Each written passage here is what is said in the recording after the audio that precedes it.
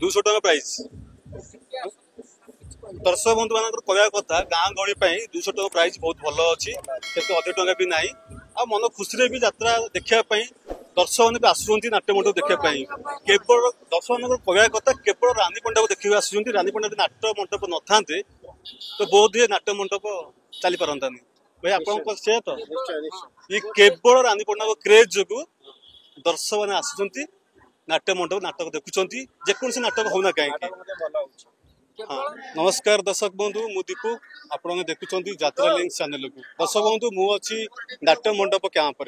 नाट्य मंडप कैंप आज तार सेकेंड कैंप पिपिल नुआ शासन तार आज नाटक परिवेशन करुच्ची आज नाटक है लेडी गैंगस्टर चलतु आम कि दर्शक बंधु पाइचु आम पाखे आम पाइचु पचारि बुझा नाटक लेडी गैंगस्टर केमी मात्रा दर्शक बंधु मान बांधिकी रखिपर आउ नाटक दर्शक मैंने बांधिकी रही पारे नाटक भल अच्छी कि खराब अच्छी से विषय आम कि दर्शक बंधु पचारे बुझा सी कौन कहते भाई आपको स्वागत करुच्ची यात्रा लिंक यूट्यूब चैनल को भाई सर्वप्रथम कहते आप परिचय दिखाँ परिचय आम घर मोहन बिड़ी आम आसलु यात्रा देखा लेडी गैंगस्टर रानी पंडा यात्रा भल हो गोटे पारिवारिक गोटे झील को बलात्कार करने सी आज गैंगस्टर बर्तमान ये कम कर भल यात्रा हाउसफुल लोक यात्रा सुपर सुपर सुपर यात्रा फैमिली आसचु समस्त सांगसाथी के आईचु गाँव समझ मिनिमम आम गाँव 100-200 लोक आपण जो टिकट जी अच्छी प्राइज केती प्राइज अच्छी आपन सोयला बेले प्राइज अच्छी ना अधिक प्राइज ठीक अच्छे जहाँ प्राइज ठीक अच्छे केते जहाँ टिकट प्राइज 200 टका है प्राइस भल अच्छे 200 200 टका प्राइस भल अच्छे रानी पंडा ए वर्ष नुआ यात्रा अनुष्ठान माँ को नाम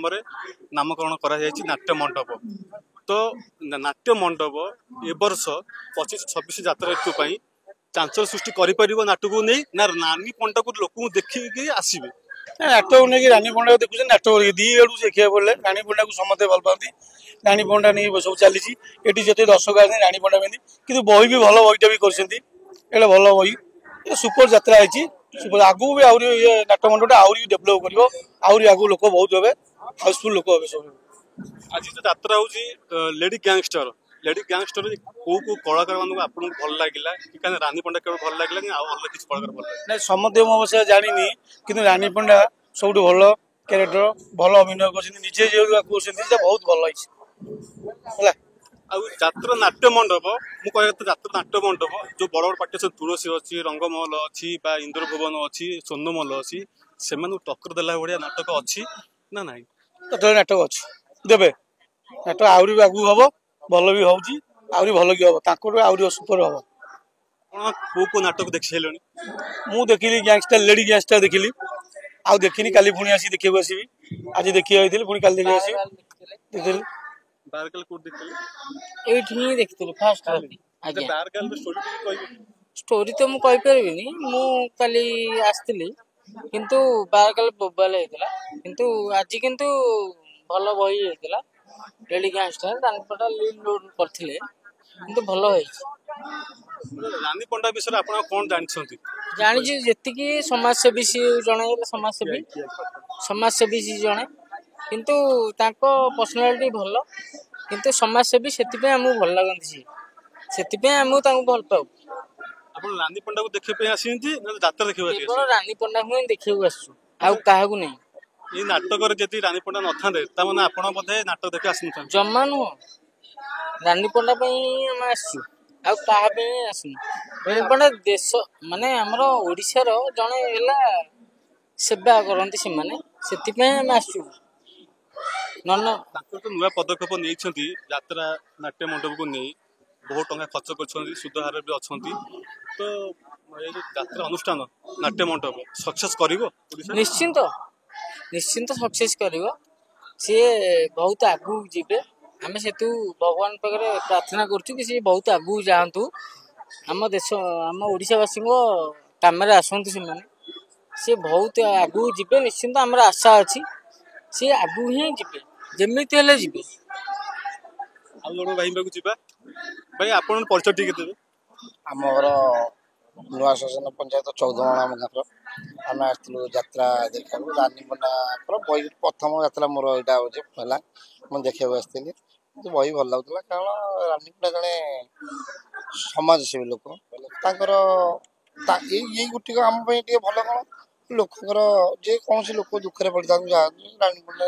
ଆମେ ଟିଭିରେ ଦେଖୁଛୁ ଆମେ ଅବଶ୍ୟ ପାଖାପାଖି ଯାଇ ଦେଖିନୁ ଟିଭିରେ ଦେଖିଥିଲୁ ଆଜି ଯାତ୍ରାରେ ଦେଖିଲୁ କିନ୍ତୁ ସେମାନେ ତାଙ୍କର ସାହାଯ୍ୟ ଅଛି ଆଉ ଯାତ୍ରା ବି ଭଲ ହଉଛି ପ୍ରଥମ ବହି ଦେଖିଲୁ ଆମ ଯାତ୍ରାକୁ ଆସିଲୁ ପ୍ରଥମ ଦେଖିଲୁ ମତେ କିନ୍ତୁ ଭଲ ଲାଗିଲା ଆପଣଙ୍କ ସହିତ ଆଉ କିଏ କିଏ ସବୁ ଆସିଛନ୍ତି? ଆମେ ସାଙ୍ଗସାଥି ଦେଇକି ଆସୁଛୁ ଆମ ଗାଁରୁ 8-10 ଜଣ ଆଉ ପିଲା ବି ଆଇଛନ୍ତି କିନ୍ତୁ ଆମେ 8-10 ଜଣ ଏଠି ଅଛୁ ଯାତ୍ରା ଭଲ ଲାଗୁଛି।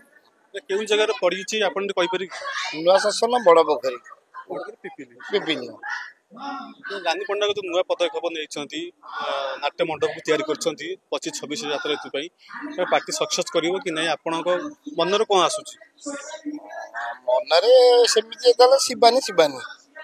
ହଁ କିନ୍ତୁ ଦେଖୁଛୁ ନୂଆ ପାର୍ଟି ତ ହେଇଛି ଦେଖାଯାଉ କଣ ହଉଛି କିନ୍ତୁ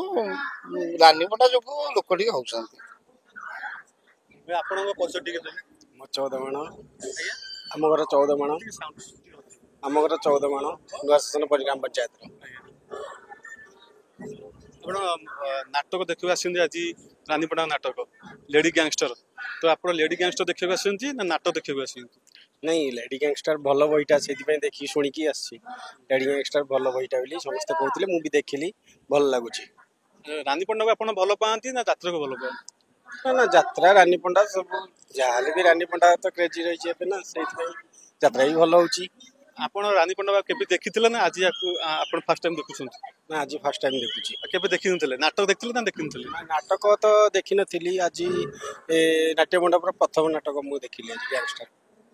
ୟା ପୂର୍ବରୁ ଗୋଟେ ଦିନ ପୂର୍ବରୁ ନାଟକ କରିଥିଲା ଆମର ବାରଗାଲ ତ ବାରଗାଲ ନାଟକ ଆପଣ ଦେଖିଥିଲେ ନା ଦେଖିନଥିଲେ? ନା ମୁଁ ଦେଖିନଥିଲି ଆସିନଥିଲି କିନ୍ତୁ ଆଜି ନାଟକ ଭଲ ତାଠୁ ଆଜି ଲେଡି ଗ୍ୟାଙ୍ଗଷ୍ଟର ଭଲ ବହିଟା ସେଥିପାଇଁ ଆଜି ଆସିଛି। ଶେଷରେ ଯାତ୍ରା ଦର୍ଶକ ବନ୍ଧନ ଆପଣ କଣ କହିବେ ମାନେ ରାନୀ ପଣ୍ଡା ଯୋଉ ନୂଆ ପଦକ୍ଷେପ ନେଇଛନ୍ତି ପ୍ରଡ୍ୟୁସର ମାନେ ନିଜେ ପ୍ରଯୋଜିତା ଆଉ ଯୋଉ ବହୁତ ସଂଘର୍ଷ କରି ତଳ ଲୋବରୁ ଉପରକୁ ଉଠିଛନ୍ତି ତାକୁ ଯାତ୍ରା ଅନୁଷ୍ଠାନ ତିଆରି କରିଛନ୍ତି ତ ତାଙ୍କ ପାଇଁ କଣ ବାର୍ତ୍ତା ଦେବେ ଦର୍ଶକ ମାନଙ୍କ ପାଇଁ? ନାଇଁ ମୁଁ ଏତିକି କହିବାକୁ ଚାହୁଁଛି ଯାତ୍ରା ଭଲ ହଉଛି ନିଜେ ଯେହେତୁ ନିଜେ ଆର୍ଟିଷ୍ଟ ନିଜେ ପ୍ରଯୋଜକ ନିଜେ ସବୁ କରୁଛନ୍ତି ବହିଟା ବି ନିଜେ ଭଲ କରୁଛନ୍ତି ଆଉ ମୁଁ ସମସ୍ତଙ୍କୁ କହିବାକୁ ଚାହୁଁଛି ବହି ଭଲ ହଉଛି ଆପଣ ସମସ୍ତେ ଦେଖିବାକୁ ଆସନ୍ତୁ। ଟିକେଟ ଆପଣଙ୍କ ପାଖରେ ଅଛି ଦେଖେଇବେ?